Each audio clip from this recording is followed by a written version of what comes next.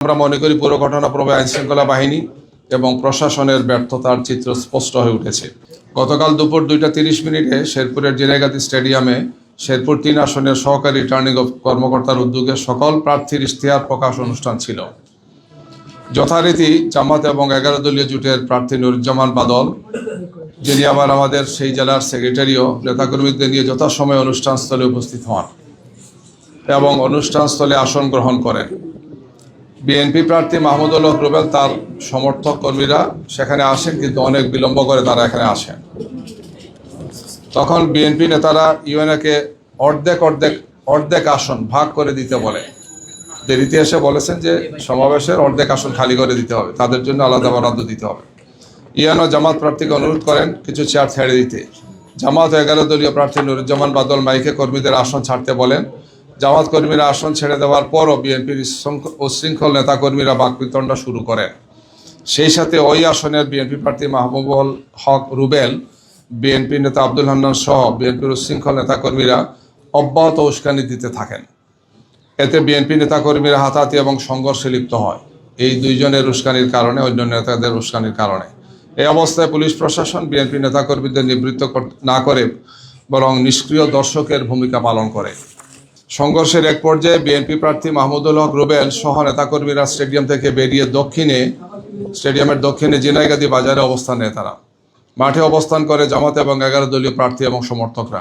এ সময় বিএনপি সমর্থক ফাহমি গোলন্দাজ সোহেল সে ফেসবুকে জামাতের বাদলকে, অর্থাৎ নুরুজ্জামান বাদল, যিনি আমাদের ওই আসন নমিনি প্রার্থী, জেলা সেক্রেটারি, তাকে পেলে জবাই করা হবে এই মর্মে উস্কানিমূলক স্ট্যাটাস দিতে থাকে।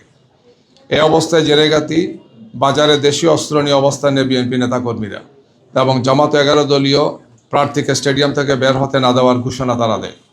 সেখানে থাকা বিএনপি নেতাদেরকে পুলিশ প্রশাসন রাস্তা ছেড়ে দেওয়ার অনুরোধ করলে তারা অস্বীকৃতি জানান। এই অবস্থায় মাইকে বিএনপি নেতাকর্মীরা অব্যাহত উস্কানি দিতে থাকে, যাতে উভয় পক্ষের নেতাকর্মীদের মধ্যে উত্তেজনা ক্রমান্বয়ে বাড়তে থাকে।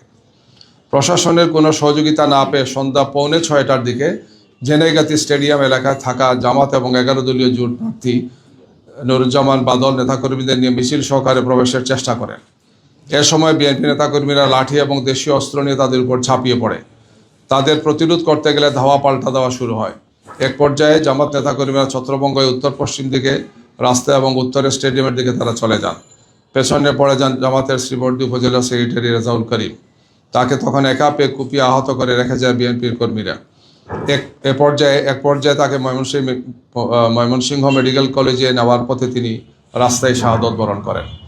এই সংঘর্ষের ঘটনায় জামাত এবং 11 দলীয় জোটের পক্ষ থেকে প্রায় 150 নেতাকর্মী আহত হয়েছেন। এর মধ্যে 16 জনকে শেরপুর হাসপাতালে চিকিৎসা দেওয়া হয়েছে। এছাড়া গুরুতর আহত 3 জনকে ময়মনসিংহ মেডিকেল কলেজে উন্নত চিকিৎসার জন্য পাঠানো হয়েছে। আমরা মনে করি পুরো ঘটনাপ্রবাহে আইনশৃঙ্খলা বাহিনী এবং প্রশাসনের ব্যর্থতার চিত্র স্পষ্ট হয়ে উঠেছে। প্রথমত, মারামারির সময় পুলিশ সহযোগিতা করলেও ঘটনাপ্রবাহ এতদূর আসতো না। সেটা না করে পুলিশ প্রশাসন নিষ্ক্রিয় দর্শকের ভূমিকা পালন করে। তবে সেনাবাহিনী ঘটনাস্থলে এসে সংঘর্ষ থামানোর চেষ্টা করে। এ সময় সেনাবাহিনীর একজন সদস্য আহত হন। আমরা সেনাবাহিনীর ধন্যবাদ জানাচ্ছি যে তারা সেখানে এসে পরিস্থিতিটাকে নিয়ন্ত্রণ করার চেষ্টা করেছেন। এই জন্য